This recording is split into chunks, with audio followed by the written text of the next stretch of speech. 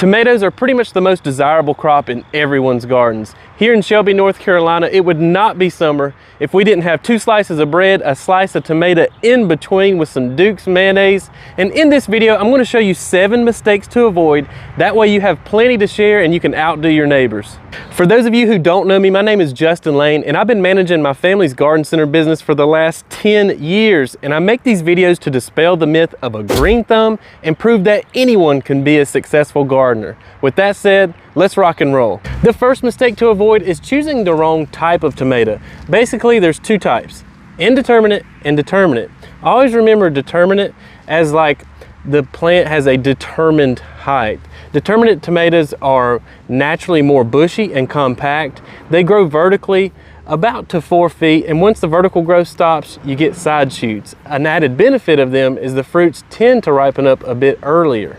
In contrast, indeterminate type tomatoes are almost the exact opposite. They're going to grow 6, 10, even 12 foot tall. There's a little bit more work to do when it comes to staking them, but the benefit is they're going to flower and continue to produce all the way until frost. So which one should you grow? I highly recommend determinate type tomatoes if you're short on space because they do so well in containers.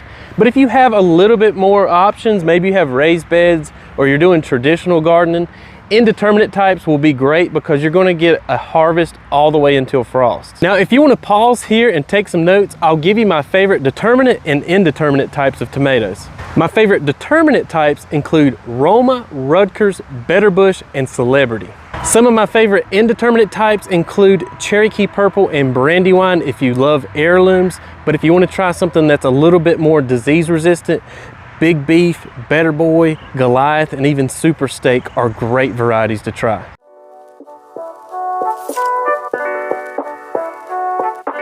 The next mistake to avoid is planting your tomatoes too closely together.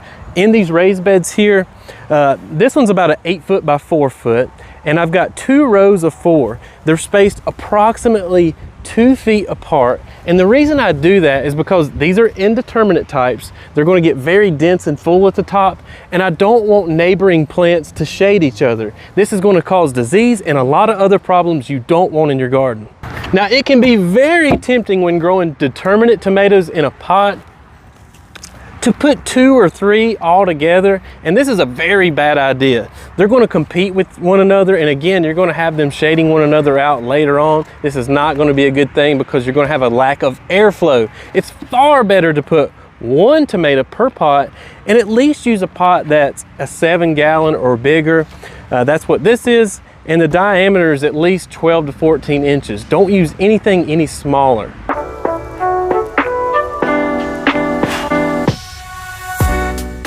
Mistake number 3 to avoid is improper staking.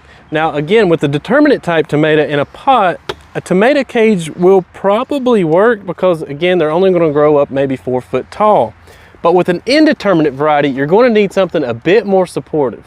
In these raised beds, I mostly have indeterminate varieties, and as you can see, I've used 6 foot oak stakes to support. I tie them up about every 2 feet. But check out this tomato down here. This is a Super Sweet 100. And I've had to take 2 tomato stakes and screw them together to make it 12 feet because of how tall this thing's growing. Now, if you don't have or don't want to use 6 foot oak stakes, you can use cages, but I prefer the ones that are more cylindrical and not tapered because when they have this taper at the top, they don't have a lot of support up here. There's plenty of really good options for cylindrical cages. I would check out the Vertex ones from Gardener Supply. You can find them on Amazon too. I'll link some down in the description. And I've also seen people just use fence, like take some chicken wire fence and wrap it around and maybe zip tie it, and that's also great support.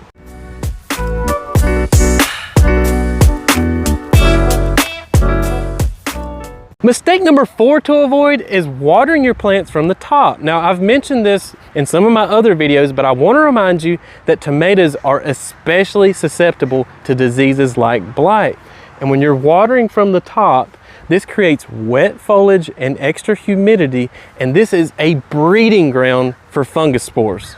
Now, obviously, we can't control things like rainfall, but you want to be doing your part to slow the spread of any sort of disease.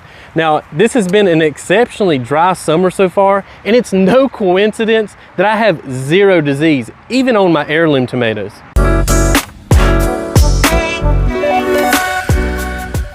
And while we're on the topic of watering, mistake number 5 is an inconsistent watering schedule. Tomatoes enjoy consistently moist soil. It's a bad idea to let them dry completely out because it's going to cause things like blossom end rot or the flowers to turn brown and fall off before they can ever produce any fruit. Oftentimes we hear that blossom end rot is a result of a calcium deficiency, but oftentimes it's rather a calcium transport issue, because if your tomatoes are not regularly uptaking water, they're not regularly uptaking nutrients either, aka calcium, and this is going to lead to blossom end rot.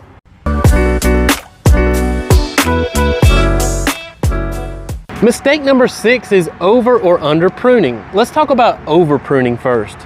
This happens when you cut off too much foliage that was protecting the fruits from the harsh rays of the sun. This overexposure to the sun will cause your fruits to develop sun scald.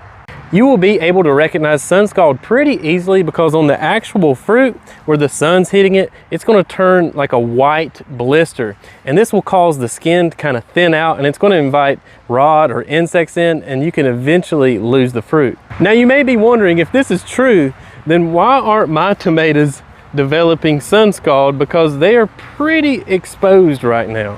One, my garden is shielded from the harsh afternoon sun because of this tree line up here. And 2, I start pruning my tomatoes very, very early on when the plants are just maybe a foot tall.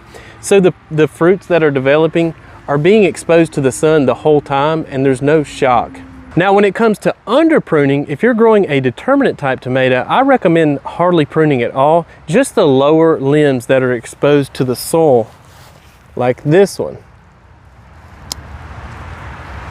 The reason you want to keep these lower limbs pruned off is because in your soil resides a lot of natural bacteria and fungus, and if you're watering your plants and it splashes up on these lower limbs, it's going to cause diseases like blight. Now, you also want to prune off inner limbs on your tomatoes as well, especially on indeterminate varieties. Say this limb right here.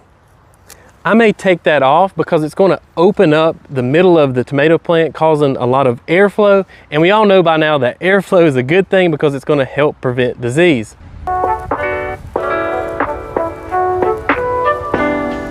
Mistake number 7 is fertilizing too much or too little. Always start your tomato plants off right by planting them in rich compost. And if later in the season you're noticing they're turning pale or yellowish, it may be time to fertilize. I typically fertilize my tomato plants 2 to 3 times a season. Something like a triple 10 is fine. That's 10% nitrogen, 10% phosphorus, 10% potassium. That's a good, well-balanced fertilizer.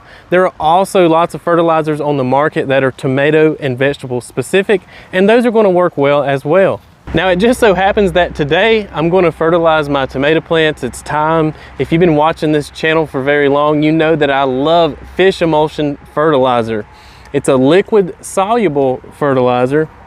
I'm going to mix up 1 heaping spoonful here and put it in this gallon. Spilt a little bit there. But I love this stuff because it's got plenty of nitrogen, phosphorus, potassium. It's liquid soluble, so it goes straight to the roots, and it's very fast acting. Now, if you want to find out more about why I love to use fish emulsion fertilizer, I did a whole in-depth video on it, and you can find it on the channel. Now let's go ahead and give these bad boys a good soaking.